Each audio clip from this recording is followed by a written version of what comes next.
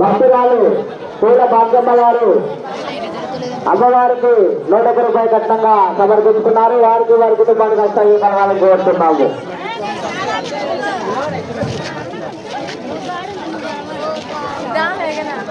భక్తున్నారా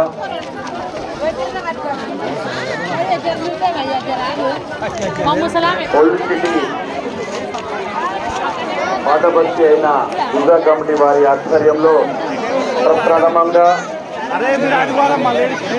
ఈ ఉత్సవ కార్యక్రమాలు శరణ్ నవరాత్రోత్సవాల కార్యక్రమాలు నిర్వహించడం జరుగుతున్నది.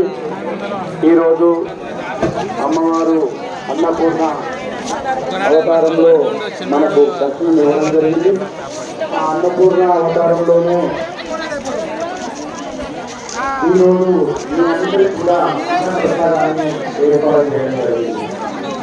ముఖ్యంగా మహిళా మాతలు కానీ భక్తులు కానీ ఏర్పాటు చేసే శాస్త్రంలోనే మీ అందరూ వేయాల్సిందిగా కోరుతున్నాను.